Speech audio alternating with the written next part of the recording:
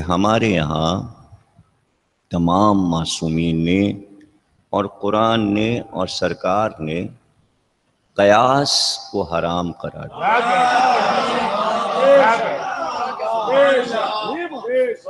فقہ جعفری اور چاروں فقہوں کا فرق یہ ہے کہ ہمارا امام جو کچھ کہتا ہے وہ قرآن سے کہتا ہے یا قول رسول سے کہتا ہے، یعنی اپنی طرف سے جو بات کہی جائے گی وہ قیاس ہے، اور قیاس حرام ہے۔ قیاس کیوں حرام ہے؟ قیاس اس لیے حرام ہے کہ سب سے پہلے قیاس شیطان نے کیا۔ شیطان نے اللہ پر اپنی رائے پیش کی۔ کس پہ پیش کی؟ بندوں پہ نہیں، فرشتوں پہ نہیں، اپنی رائے اللہ سے اولا کی، قول الہی پر اپنے قول کو بلند کیا،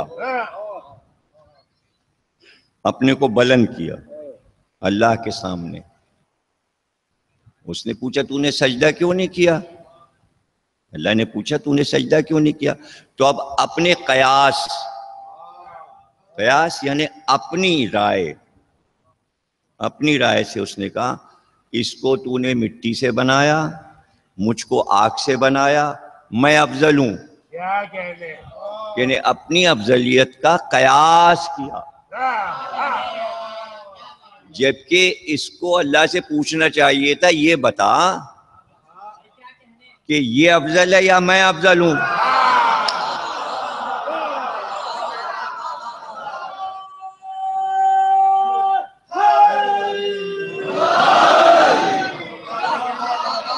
الحمدللہ ہم سب کا عقیدہ راہ راست پر ہے۔ کون سا عقیدہ ہے ہم لوگوں کا؟ جو رسول اللہ کا علی کے بارے میں تھا۔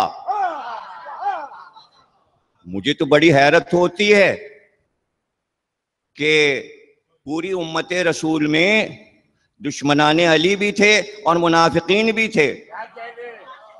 کچھ کہنے جا رہا ہوں، منافقین بھی تھے۔ سورہ موجود ہے منافقوں والا قرآن میں، اس لیے ان سے کوئی انکار نہیں کر سکتا۔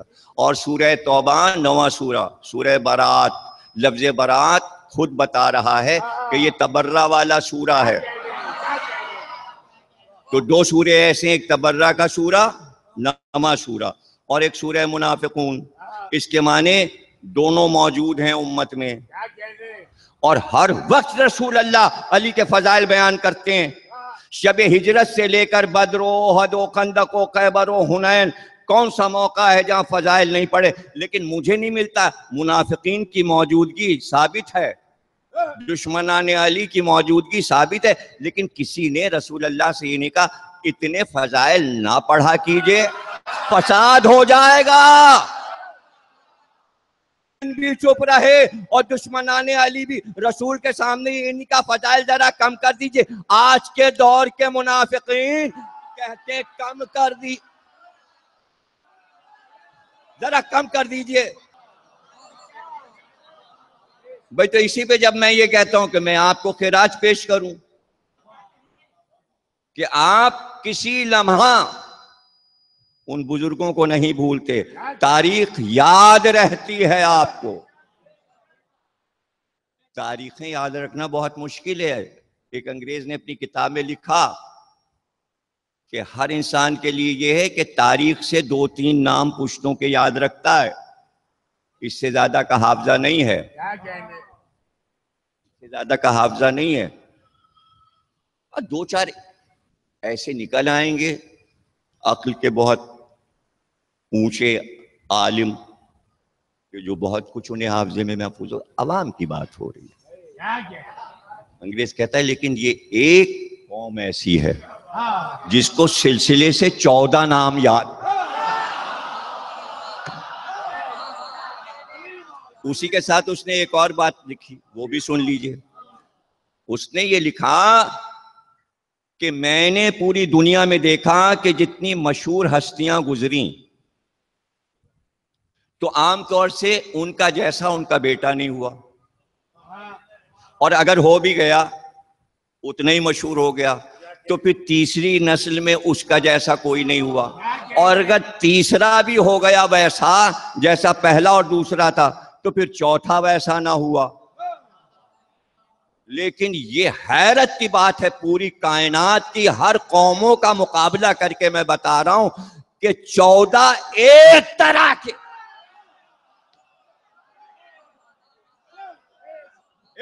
سب کچھ اپنی آنکھ سے دیکھا، امام کو قیدی بنایا گیا، قیدی بنا کے راستے بدل بدل کر امام کو ایران بھی لے جایا گیا۔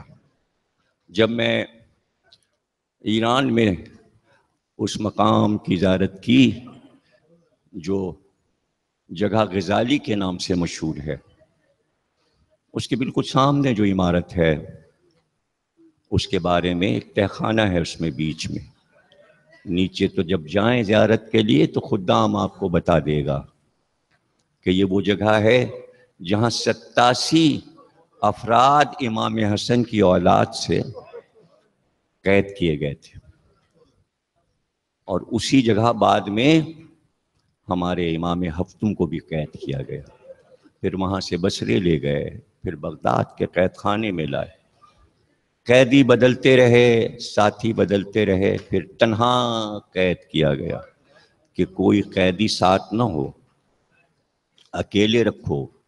دربانوں پہ پابندیاں تھیں کہ جو پہرے پر ہوں ان کے عقیدوں کا جائزہ لیا جائے، ان کے عقیدے کے لوگ نہ ہوں، وہ ظالم ہوں جو زیادہ سے زیادہ ظلم کر سکیں، ایسا کرو۔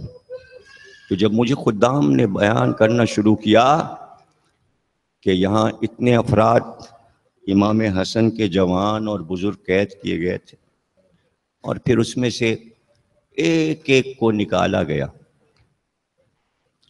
اور قتل کیا گیا، ذبح کیا گیا، باپ کو بیٹے کے سامنے، بیٹے کو باپ کے سامنے، باپ کو بیٹے کے سامنے۔ کیا ظلم ہوا اولاد امام حسن پر؟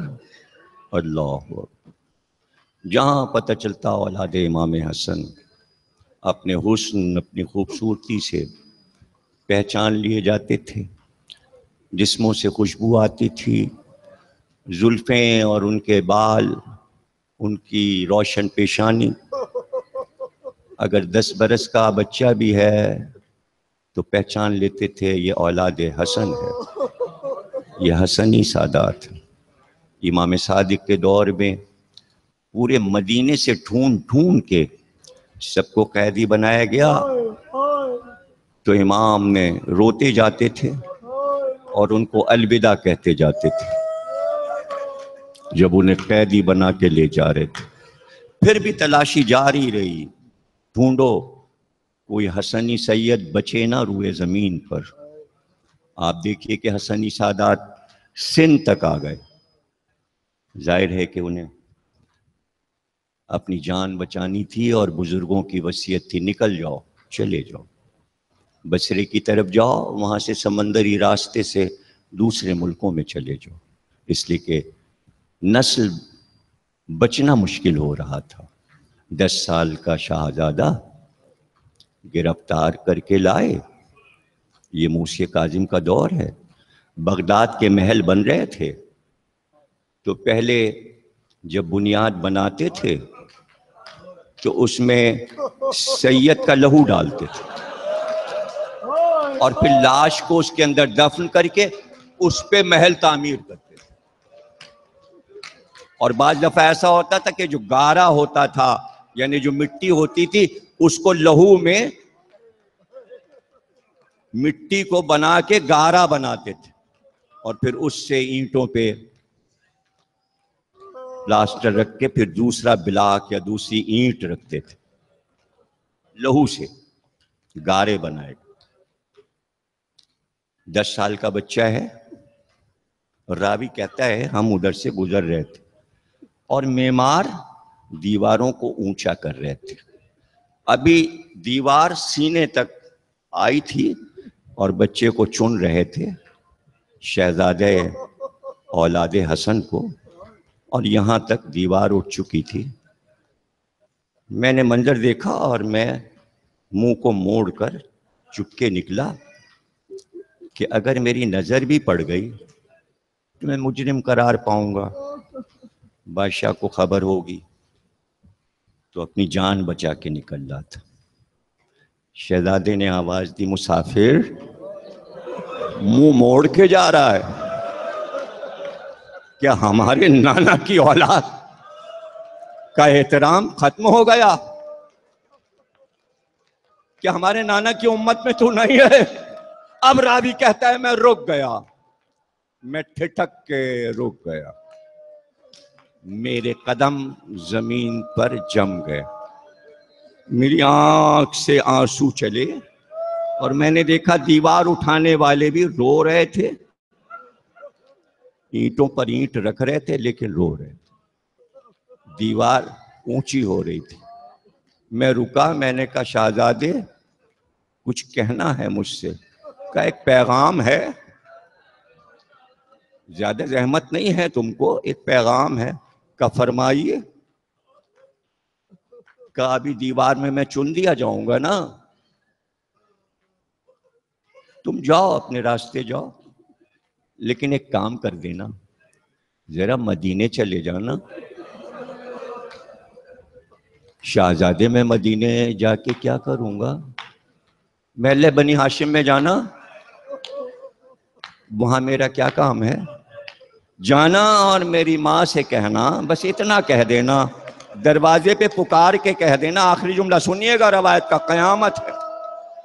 مناقب شہر آشوب نے یہ روایت لکھی ہے, اور بھی بہت سے مورخین نے لکھی ہے, لیکن جب پہلی بار پڑھی تو میرا کلیجہ کانپ گیا. 10 سال کا بچہ بول رہا ہے, جیسے کربلا سامنے نظر آ رہی ہے. دور موسی کاظم کا ہے مگر کربلا نظر آ رہی ہے. ایک بار کا جانا میری ماں سے کہہ دینا, اب انتظار نہ کریے گا, بیٹا واپس نہیں آئے گا. تو میں نے روتے ہوئے ہاتھ جوڑ کر کہا شہزادے مجھے کیا پتا آپ کی ماں کا گھر کون سا ہے. کہا محلے بنی ہاشم میں جانا, ایک گلی سے مسلسل گھر سے رونے کی آواز آئے گی. ایک ماں راتوں دن پکار, ارے میرا لا, جس گھر سے رونے کی آواز آئے سمجھ جانا وہ میری ماں ہے. رات بھر روتی ہے, دن بھر روتی ہے, انتظار کر رہی ہے. کہنا اب بیٹا واپس نہیں آئے گا, انتظار نہ کیجیے.